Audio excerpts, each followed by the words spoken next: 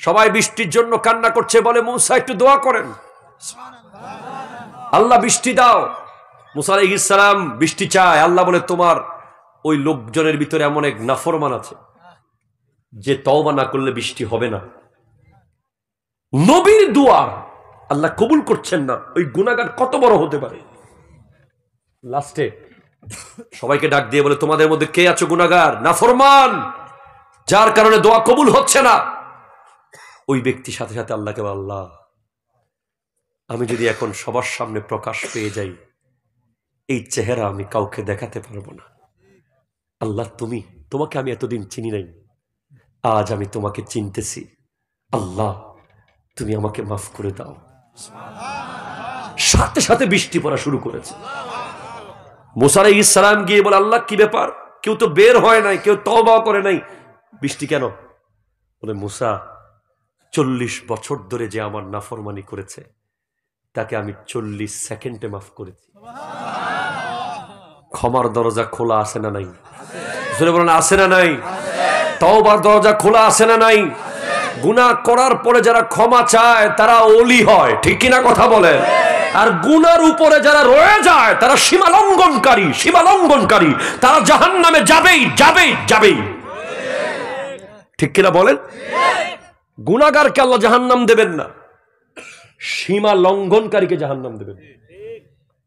গুনাহগার তো আমরা তো গুনাহ আমাদের হয়ে যাবে, আমরা মানুষ, কিন্তু গুনার উপরে যদি অটল থাকেন, গুনাহ করতেই থাকেন, জাহান্নামে যেতে হবে।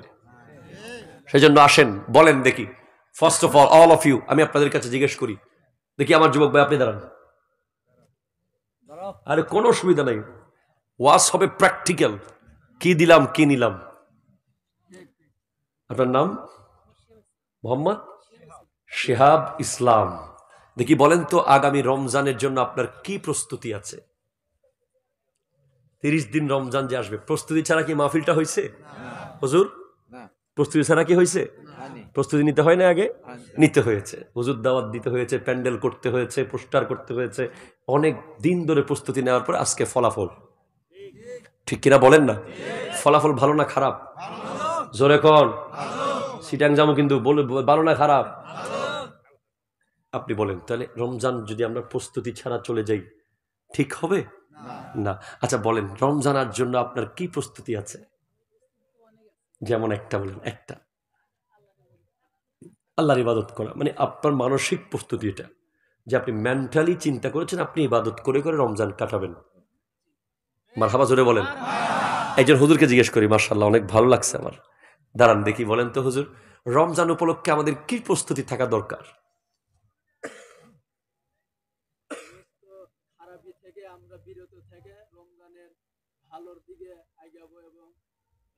মাশাআল্লাহ মাশাআল্লাহ মাশাআল্লাহ মাশাআল্লাহ মাশাআল্লাহ, মারহাবা, জোরে বলেন।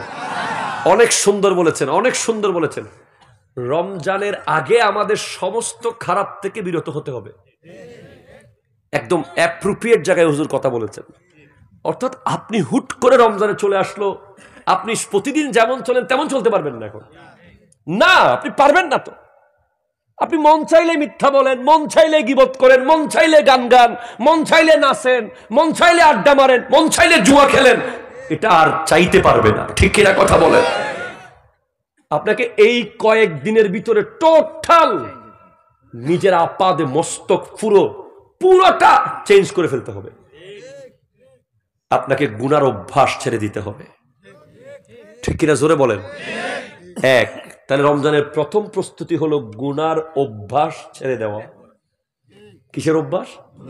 প্রয়োজনে জিহ্বার মধ্যে রশি বেঁধে রাখেন। হযরত সিদ্দিক আকবর রাদিয়াল্লাহু তাআলা আনহু জিহ্বা গোড়া থেকে ধরে রাখতেন এভাবে টেনে। হযরত ওমর ফারুক আজম একদিন বলে, আবু বকর আপনি এমন কেন করছেন? ওগো সিদ্দিক আকবর আপনি এমন কেন করছেন, জিহ্বা ছিঁড়ে যাবে তো। বলে, আমি আবু বকর ভয় পাচ্ছি আমার এই জিহ্বা দিয়ে কোনো কোরআন সুন্নাহর বাইরে একটা শব্দ বের হয়ে যাচ্ছে কিনা। আল্লাহু আকবার বলেন আপনি। আমরা কি আবু বকরের চেয়ে উত্তম? আমরা কি ওনার চেয়ে পাওয়ারফুল হয়ে গেছি? আমাদের 1001 কোটি সিজদা মিলে ওনার একটা সিজদার সমান হবে? উনি তো আশরায়ে মুবাশশারার একজন, 10 জন জান্নাতের সুসংবাদ প্রাপ্ত সাহাবীদের একজন। উনি খোলাফায়ে রাশেদার একজন, উনি নবীজির পরে পৃথিবীর সবচেয়ে পাওয়ারফুল সম্মানিত ব্যক্তি। কথা বলেন ঠিক কিনা, জোরে বলেন। উনি যদি জিহ্বা টেনে ধরে রাখতে পারে আল্লাহর ভয়ে, আমাদের কি করা দরকার? যে যখন তখন যা মুখে আসে বলে ফেলতেছি, ঠিক কিনা বলেন না? আমরা কি এমন ইবাদত করেছি? সিদ্দিক আকবর বলতেন, আমি আবু বকর কেন মানুষ হলাম, আমি কেন চড়ুই পাখি হলাম না? আমি আপনাকে কিতাবের স্পষ্ট কিতাবের ইবারত থেকে বলতেছি এগুলো। সিদ্দিক আকবর বলছেন, আমি কেন মানুষ হলাম? আমি যদি চড়ুই পাখি হতাম আমার কোনো হিসেব থাকতো না।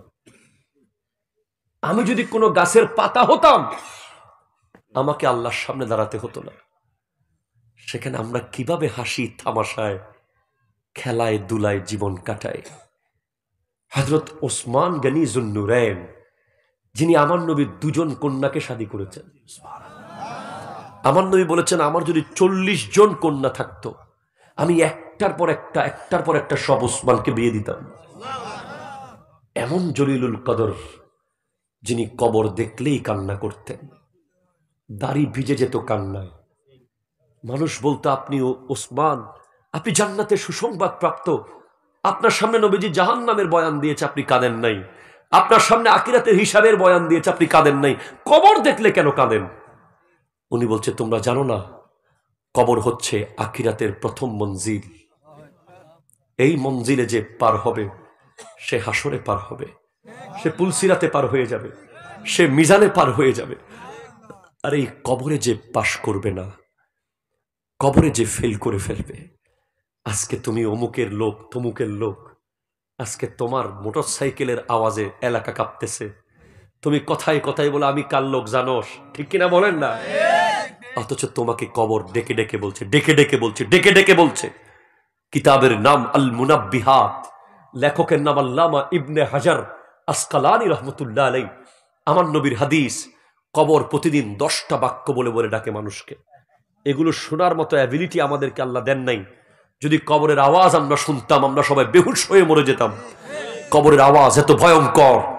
কবর প্রতিদিন বলে, তাসআ আলা জাহরি ওয়া মাসিরুকা ফি বাতনি, আমার পিঠের উপরে দৌড়াদৌড়ি করতেছিস, আমার পিঠের উপরে সিনা ফুলিয়ে দৌড় মারতেছিস, হাত বটে দৌড় মারতেছিস, লাঠি নিয়ে দৌড় দিচ্ছিস, গুলি নিয়ে দৌড় দিচ্ছিস আমার পিঠের উপরে।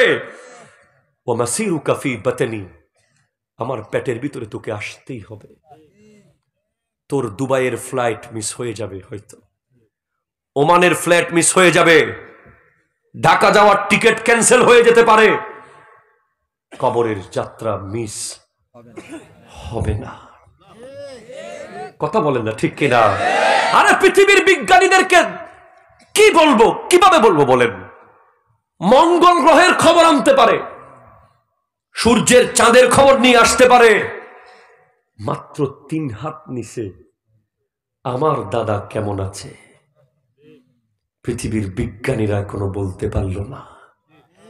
পৃথিবীর কোন যন্ত্র জানাতে পারল না, মাত্র 3 হাত নিচে আপনার আমার বাবা মা, আমাদের বাবা মা, দাদা দাদি নানা নানি কেমন আছে।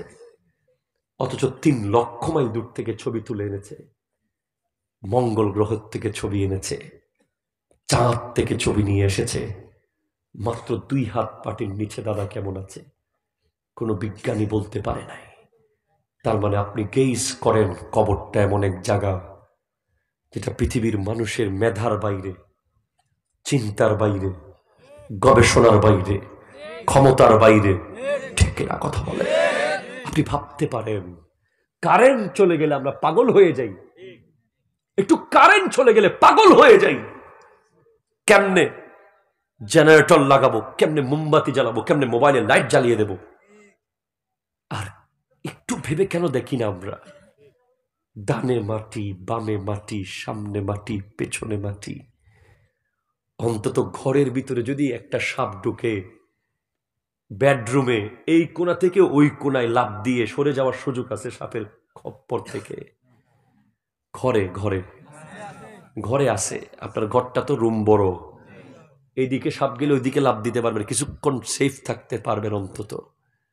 কবর কত বড়, একটা সাপ যদি সেখানে ঢুকে, বলেন সে যাবে কোন দিকে? হয়তো মুখের ভিতর দিয়ে ঢুকবে, লজ্জাস্থান দিয়ে বের হবে।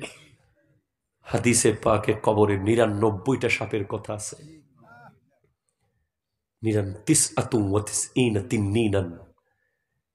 একটা সাধারণ বিষ ছাড়া সাপ আমাদের গায়ের উপরে হেঁটে গেলে সারা রাত আমরা ঘুমাইতে পারবো না, যতক্ষণ সেটাকে বের করি নাই, যতক্ষণ মেরে ফেলি নাই।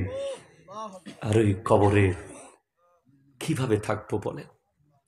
কেমনে থাকবো বলেন?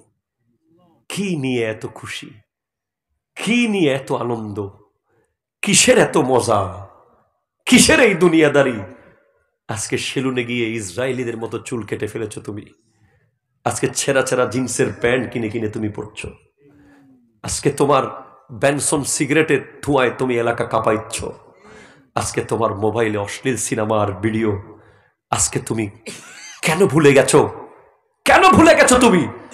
তোমাকে কবর বলছে ওয়াতাদহাকু আলা যাহরি ওয়াতানদিমু ফি বাতনি, আমার পিঠের উপরে হাসাহাসি করছো, ঠাট্টা করছো, নাচতেছো, আমার পেটে এসে তোমাকে কান্না করতে হবে। আজকে টাকা জমাচ্ছি আমরা, মসজিদ বানাচ্ছি না, মাহফিলে টাকা দেই না, মাদ্রাসায় দেই না, এতিমখানায় দেই না, গরিব আত্মীয়কে দেই না, প্রতিবেশীকে দেই না। কবর বলে ওয়াতাজমাউল মালা আলা যাহরি, আমার পিঠের উপরে মাল জমাচ্ছিস, শুধু আফসোস করবি, ইস ইস মসজিদের উজুখানায় একটা কল দিয়ে আসতাম, আজকে আমার কবরে জান্নাতের বাতাস আসতো। টাকা তো ব্যাংকে পড়েছিল, ইস এতিমখানায় একটা কোরআন শরীফ কিনে দিয়ে আসতাম, আজকে কবরে কিছু পেতাম। হ্যাঁ ভাই, এটাই কবর।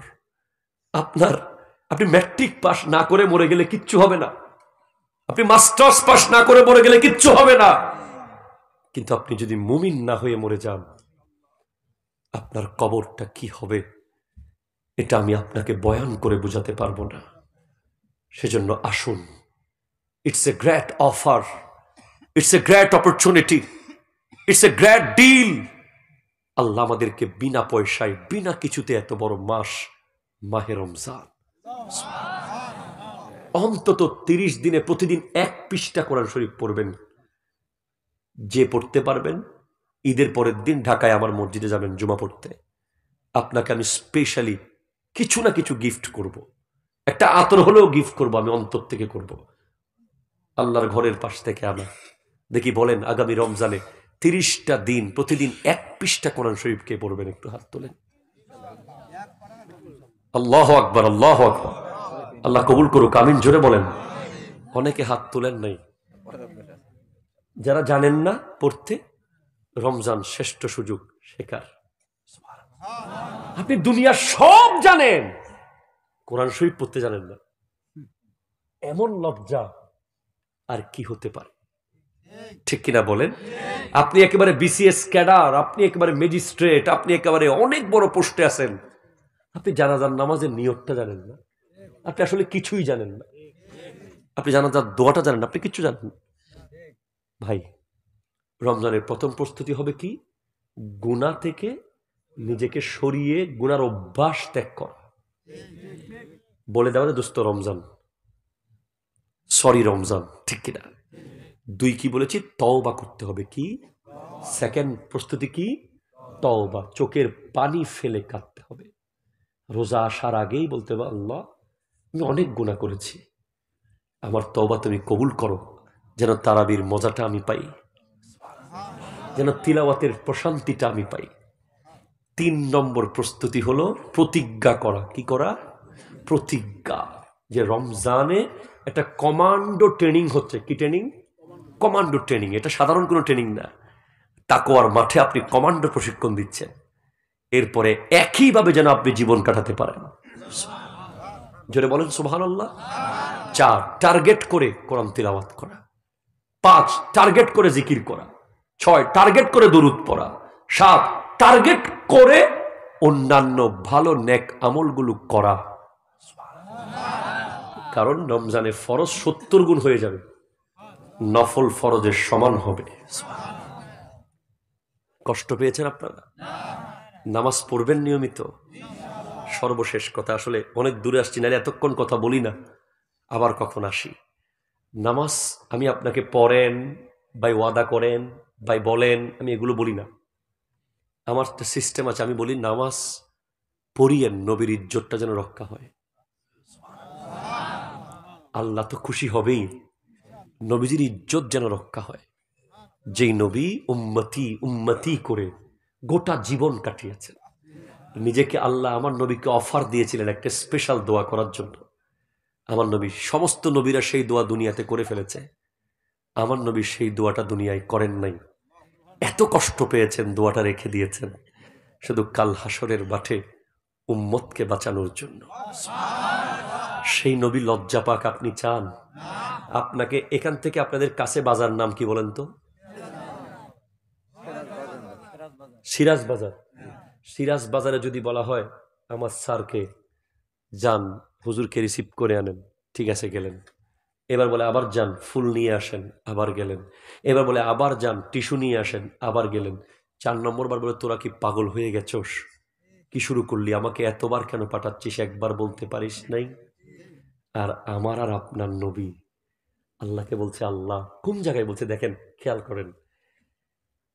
আমাদের এই এলাকার যিনি এমপি ডাক্তার মোহাম্মদ আব্দুল আজিজ, ওনার সাথে যদি আপনাদের কারো 5 মিনিটের একটা পার্সোনাল বৈঠক হয়, আপনি চাইবেন না যে ওখানে অন্য কেউ ঢুকুক, ঠিক কিনা বলেন? 5 মিনিটে আপনি রাস্তাঘাট যা লাগে বলে দিবেন, চাকরি বাকরি।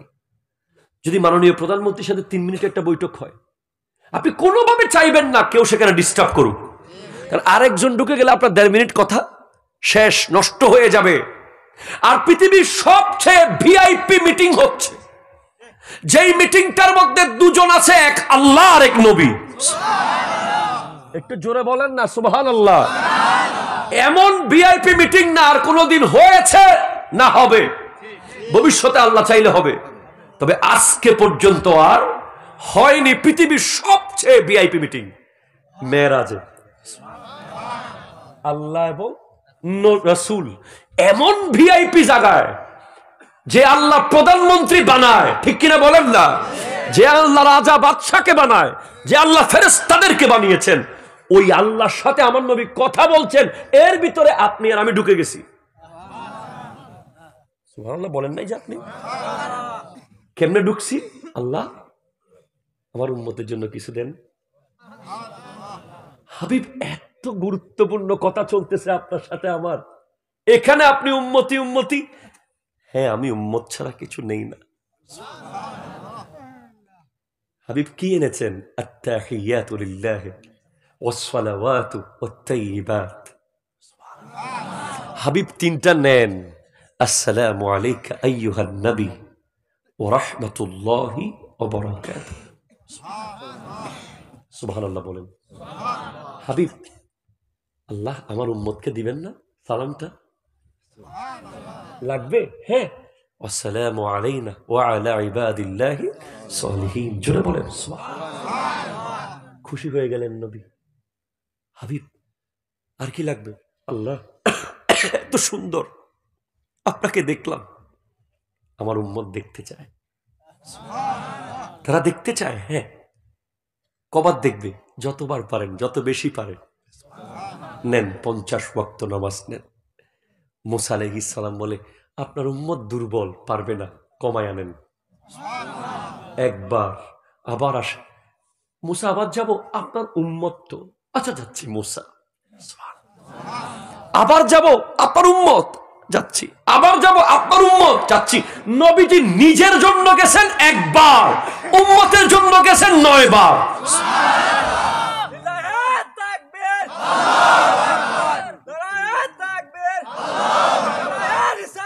ইয়া রাসূলুল্লাহ,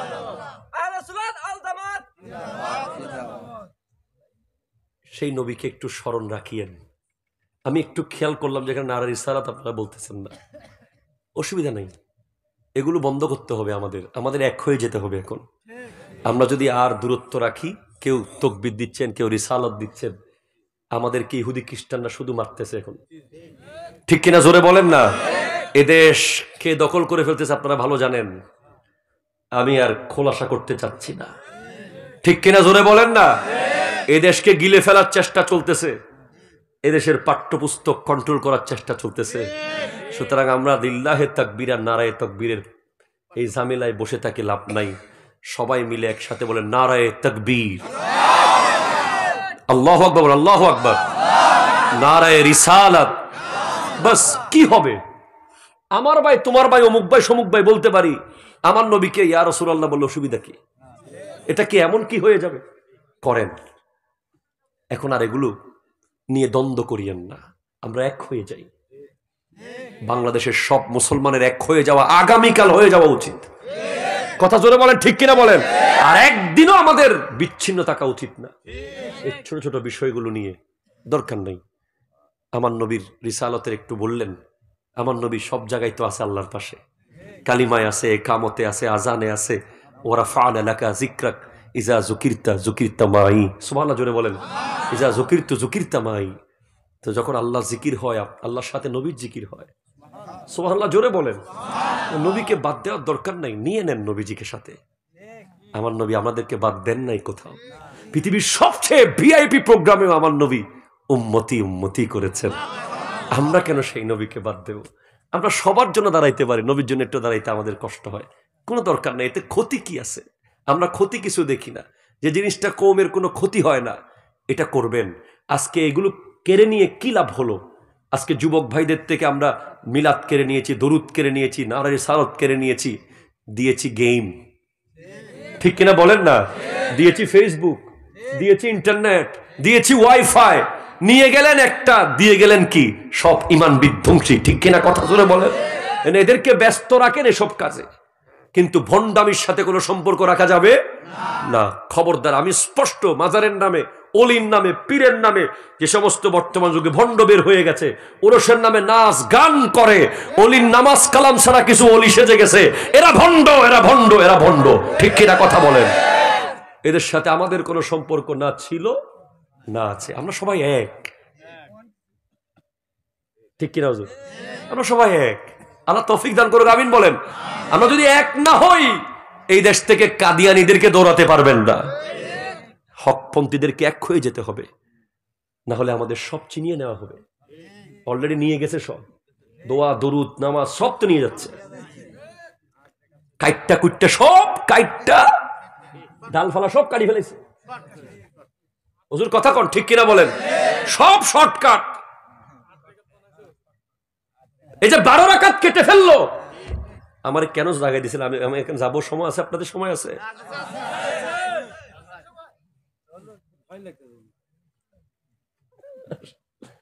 ধরেন আপনাদের সিরাজ বাজার একটা বট গাছ, কি বলেন তো? কি গাছ? বট গাছ চিনেন তো? ছোট বেশি বড়। ধরেন 10-12 জন যুবককে কেউ দায়িত্ব দিল গাছটা কাটি ফেলবি। এরা কোদাল টোদাল লই গেছে, কুড়াল লই, কোড়াল আছে না কোড়াল, বট গাছের গোড়া মাইরতে গেছে। যুবকরা, মুরব্বীরা কইতেছে এই গাছ কাটা যাবে না। কি কইতেছে? গাছ কাটা কেন? গাছে কোনো ফল টল নাই, কাকা কাটি ফেলি। মুরব্বীরা কইতেছে হে, ফল না থাকুক, ছায়া তো আছে। ইমানের বট গাছ কাটার প্রোগ্রাম চলতেছে, যেটা কাটার জন্য আমার নবীর আমলে এসেছিল আবু জেহেলের রূপে, কাটতে পারে নাই। ঠিক কিনা কথা বলেন? সিদ্দিক আকবরের আমলে কাটতে এসেছে ভণ্ড নবী মুসাইলামাতুল কাজ্জাব, তুলাইহা সাজার রূপে। সিদ্দিক আকবর জিহাদ করে তাদেরকে ধ্বংস করেছে। ঠিক কিনা কথা বলেন? ফারুক আজমের আমলে এসেছে জবরিয়া, কদরিয়া এসেছে, তাদেরকে ধ্বংস করেছেন। উসমান জুন্নুরাইনের আমলে এসেছে, শেষ করে দিয়েছেন। মাওলা আলীর আমলে এসেছে, শিয়া এসেছে। ঠিক কিনা কথা বলেন? খারিজি এসেছে, কেটে ফেলেছেন। কারবালার মাঠে এজিদের রূপে এসেছে। ইমাম হুসেন পাক শহীদ হয়ে গেছেন, কিন্তু গাছ কাটতে দেন নাই। ঠিক কিনা কথা জোরে বলেন? তাদের উত্তরসূরিরা এখনো আছে না নাই? আছে। কেমনে? আমি আপনারে কই, গাছটা কাটি ফেলবি, কেমনে কাটমু? সবে বরাত আছে না? আছে তো। এই তো সবে বরাতে যাওয়াচ্ছে, বেশ্যাখানায় যাওয়া। কইছিল নি একজনে? কন না, আপনারা কন না? বট গাছে কূপ মারতেছে। হ্যাঁ, নাম কইয়া দাম বাড়ায়েন না। সবে বরাতে কি হয়েছে, কি করতেছে পোলাপাইন, গেম টেম খেলে না কেন, কম খেলে কেন? কয় সবে বরাত একটা আছে না, ওইটাতে সবাই নামাজ কালাম পরে সারা রাত এইভাবে পোলাপাইন কান্নাকাটি করে সব তো আল্লাহ আল্লাহ হয়ে যেতেছে। কি করবো বস? বস কিন্তু ওখানে, ওই সাদা ভবনের এখানে, টাকাও সাদা ভবনও সাদা। কথা কন না, ঠিক কিনা কথা কন না, বুঝেন না কেন? আমি কোন আহলে হাদিস বলেন, কওমি বলেন, আমি কাউকে দায়ী করি না, এনারা কেউ দোষী না, বলতো এনারা বুঝে না যে মেশিন কিন্তু চালায় অন্য কেউ। কথা কন না, ঠিক কিনা? মেশিন চলতেছে ইসরায়েল থেকে, মেশিন চলে আমেরিকা থেকে, কারণ তারা জানে এই মুসলমানরা একদিন যদি এক হয়ে যায় কোনোভাবে সব তো শেষ। মুসলমানদের তো পারমাণবিক বোমা লাগে না, আল্লাহু আকবার ডাক দিলেই হয়, ঠিক কিনা বলেন? আপনারা দেখেন নাই ওই মুস্কান আল্লাহু আকবার বলেছে, গোটা বিশ্ব থরথর করে কেঁপে উঠেছে, ঠিক কিনা কথা বলেন? বলেন আল্লাহু আকবার। এই ডাকের মধ্যে এত পাওয়ার, ওরা ভয় পায় যে মুসলমানগুলো একদিন এক হয়ে যাবে। কোন জায়গায় জানেন? নবীজির জায়গায়। কয় কেন? কয় এই নবী একজন ডাক দিছিল আরবের পাহাড়ে দাঁড়িয়ে, লা ইলাহা ইল্লাল্লাহ ইন্নী রাসূলুল্লাহ। বিদায় হজের দিন ১৬ লক্ষ সাহাবী ডাক দিছে। কয়জন? একজন। বিদায় হজের দিন মানুষ কয়জন মুসলমানে? ১৬ লক্ষ। আজকে সেই মুসলমান প্রায় ২ থেকে ২৫০ কোটি। আপনি একটু খেয়াল করেন তো, সব যদি এক হয়ে যায় আমরা কোনোভাবে কি হইব একটু ভাবতে পারতেছেন? পালানোর কোনো জায়গা থাকবে? এখন কয় কি কয়, এদের মধ্যে পাট পাট পাট পাট করে ফেল, ঢালপালা কেটে দে। বল কেমনে? কয় ওই নবীর জায়গাটাকে আগে প্রশ্নবিদ্ধ কর, কারণ ওই নবীর প্রতি যদি অন্ধভক্ত হয়ে যায় তাহলে শেষ। কয় কেমনে? কয় দেখোস নাই নবী মসজিদে আকসার থেকে কাবার দিকে যখন ফিরে গেছে নামাজের ভিতরে, সাহাবীগুলো কোনো জিজ্ঞেসও করে নাই, এমনি ফিরে গেছে, ঠিক কিনা বলেন? ওই নবীরে কইতেছে বদরের মাঠে তলোয়ার লাগবে, নবী দিছে খাজুর গাছের ঢাল, সাহাবী লইয়া চলে গেছে যুদ্ধ করতে। ওই নবীরে কইতেছে পানি নাই, নবী কইতেছে এই আমার হাতটা দেখ, নবী পেয়ালার মধ্যে হাত ঢুকিয়ে দিয়েছেন, পানির ঝর্ণা বওয়া শুরু করে দিয়েছে। ওই নবী বলতেছে হুদাইবিয়ার প্রান্তরে নবীজিকে দেখতে গেছে, কেমন ওই নবী, পাওয়ার কি? উরওয়া বিন মাসউদ কাফেরদের পক্ষ থেকে বলে, গিয়ে বলে খবরদার মুহাম্মদের বিরুদ্ধে যুদ্ধ করার সাহস করিও না। বলে কেন? বলে আমি দেখেছি মুহাম্মদ এমন এক পাওয়ারফুল, বিশ্বের শ্রেষ্ঠ একজন ব্যক্তিত্ব, যার পাওয়ারের সামনে বিশ্বের কোনো পাওয়ার আর টিকবে না। বলে কেন? কয়দিন আগেই তো আমাদের এখান থেকে গেছে আমাদের আলামিন, এত পাওয়ারফুল কেন হয়ে গেল কেমনে? কাফেররা বলে উরওয়া বিন মাসউদ বলে আমি দেখেছি, ইন তানাখামা নুখামাতান ইল্লা ওয়াকাত ফি কাফি রাজুলিন ফাদালাকা বিহা ওয়াজহাহু ওয়া জিলদাহু। ওই মুহাম্মদ যখন সাল্লাল্লাহু আলাইহি ওয়াসাল্লাম যখন থুতু মোবারক ফেলে, ওই সাহাবারা সবাই হাতের মধ্যে থুতুগুলো নিয়ে নিচ্ছে, নিয়ে মুখে মাখতেছে, আর মুখে মাখা শুরু করে দিয়েছে। আল্লাহু আকবার, ইয়া রাসূলুল্লাহ। বলে যেই নবীর থুতু সাহাবারা মাটিতে পড়তে দিচ্ছে না, যেই নবীর নাকের শ্লেষা মুবারক সাহাবারা জমিনে পড়তে দিচ্ছে না, হাতে নিয়ে মুখে আর বুকে মাখতেছে। যারা হাতে পায় নাই, ওরা যারা পাইছে তাদের গায়ে এভাবে মাকে মাকে নিজের গায়ে মাখতেছে। ওই নবীর গায়ে টাচ করতে দিবে এরা? সাবধান। ওই নবীর প্রেমটা যদি কেড়ে নেওয়া যায়, এই মুসলমানকে এক করতে দেওয়া যাবে না। সেজন্য বলে কয় নবী মাটির কইয়া দে, নূর আর মাটি একটা লাগাইতে লাগি গেছে একটা। এবারও কয় নবীর এলমে গায়েব নাই, কই আরেকটা লাগি গেছে। হাজির নাজির না কইয়া আরেকটা লাগি গেছে। কবরের মধ্যে মরি গেছে, নাউজুবিল্লাহ মিন জালিক, আরেকটা লাগা। এইভাবে লাগাইতে লাগাইতে লাগাইতে লাগাইতে আজ কতগুলো দ্বন্দ্ব। এখন আপনি অন্ধের মতো ভালোবাসতে পারেন না। ভালোবাসতে গেলেই আপনার চিন্তা হয় হাদিসে আসেনি, কোরআনে আসেনি, এই করছেনি, সাহাবারা করছেনি, কইতে কইতে আপনি মরে গেছেন। কথা বলেন, ঠিক কিনা বলেন না? আপনার মাথায় হেসিটেশন ঢুকিয়ে দেওয়া হয়েছে। আপনি আগে অন্ধের মতো সব মহব্বত করতেন, ভুলগুলো শুধরে নিতেন, শুদ্ধগুলো করে যেতেন। এখন আপনি শুদ্ধ করতেও ভয় পান, কারণ আপনার মধ্যে রং নাম্বার ঢুকিয়ে দেওয়া হয়েছে। আপনি আপনি ফেসবুক ইউজ করার সময় জিজ্ঞেস করেন নাই সাহাবাদের আমলে ছিল কিনা? আপনি ইউটিউব ইউজ করার সময় জিজ্ঞেস করেন নাই তো? আপনি ওয়াইফাই কানেকশন দিয়ে বাসায় ফ্রি ফায়ার, ওই ক্ল্যাশ অফ ক্ল্যান, ওই BPL, IPL, cricket, football, Messi, Neymar, এগুলোর ক্ষেত্রে আপনি সাহাবা করছে কিনা, আগে করছে কিনা, হাদিসে আছে কিনা, বেদাত কিনা, এগুলো জিজ্ঞেস করেন নাই। অথচ নবীর কথা আসলে ঠিক কিনা? আমি কি ভুল বললাম? বলেন। গাছের ঢাল সব কেটে ফেলা হয়েছে। আপনি মিলাদ কিয়াম নিয়ে নিয়েছেন, বিনিময়ে গেম দিছে তারা। আপনি মোনাজাত কেড়ে নিয়েছেন, বিনিময়ে তারা আপনাকে মোবাইল গেম ঢুকাই দিছে। কথা কন না ঠিক কিনা? এইভাবেই সব নিয়ে ফেলা হচ্ছে। দেখবেন এখন যদি সতর্ক না হন, বলে আর কি বাকি আছে রে? কয় সবে মেরাজ একটা আছে না, এটারে বেদাত কইলে বিশ্বাস করতে লো, নতুন কিছু কি কমু বস, বস কি কমু, খুবই ডেট ঠিক নাই। নাউজুবিল্লাহ, জোরে বলবেন না? আর কি আছে? সবে মেরাজও গেছে, বরাত গেছে, ফলাফাইন, এখন মসজিদে যায়, কয় যায় না, বেদাত মনে করে। আর কি বাকি? কয় তারাবি একটা। রমজান মাসে যদি এরকম 20 রাকাত করে 30 দিনে 600 রাকাত নামাজ পড়ে, এই ফুলাগুলোর আপনি ইসলাম থেকে আর সরাইতে পারবেন? কয় তাড়াতাড়ি হাদিস কুস 2 রাকাতের ফার্স্ট নিয়ে দেখ। কয় বস সব হাদিসের কিতাব দেখলাম, 2 রাকাতে পাইতেছি না। 4 রাকাতে একটা ফার্স্টটা কি দেখ না বেটা, টাকা লাগলে আরো লো। কয় 4 রাকাতেও পাইতেছি না, 8 রাকাত একটা পাইছি। কয় এইটা তো তাহাজ্জুদের হাদিস। কয় তারাবি কই চালাই দে। নাউজুবিল্লাহ বলো না। কয় কিছু বুড়া বুড়া লইস দাড়িওয়ালা, তাতে বিশ্বাস করে। 12 রাকাত যে কেড়ে নিলেন, 12 দুগুণ 24টা সিজদা, একটাতে এমন হতে পারত যেই সিজদায় আল্লাহকে দেখতে পেতেন। কি কেড়ে নিলেন, কি দিলেন? লাস্টে কয় জানাজা একটা আছে না, বাকি রয়ে গেছে তো। জানাজার পরে দোয়া একটা আছে রে, ওই দোয়া যখন শুরু করে ফোলা ফাইন তো সব আল্লাহওয়ালা হয়ে যাইতেছে, কবরে চিন্তা ঢুকে যাইতেছে। কয় দোয়াটা কি করবি, বেদাত নাই, এইসব কইলে বিশ্বাস করতে, নতুন কিছু ও কি কব। জানা যায় তো দোয়া, আবার দোয়ার কি দরকার? কথা বলো ঠিক কিনা বলো? আমি আপনাকে বলি, আমি কিতাব পড়ে বলতেছি, আমি দ্বন্দ্ব করতে আসি নাই, আমি বুকে জড়িয়ে নিতে আসছি।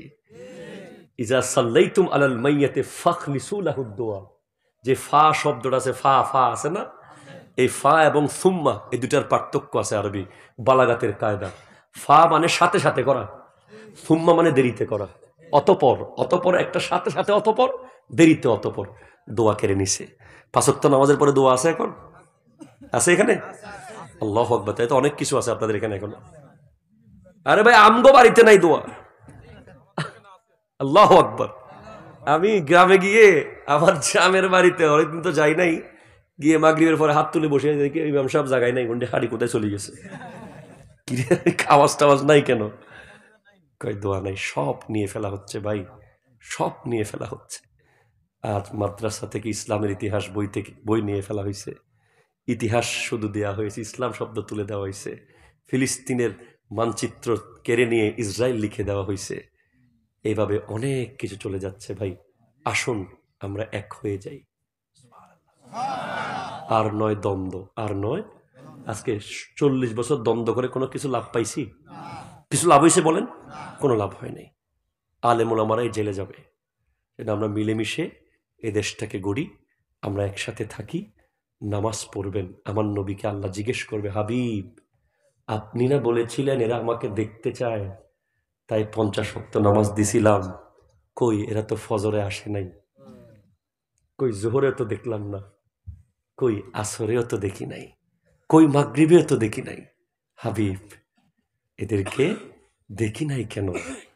আমার নবী বড় কষ্ট পেয়ে যাবে। ঠিক কিনা বলে? আল্লাহর ওয়াস্তে নামাজ পড়বেন ভাই।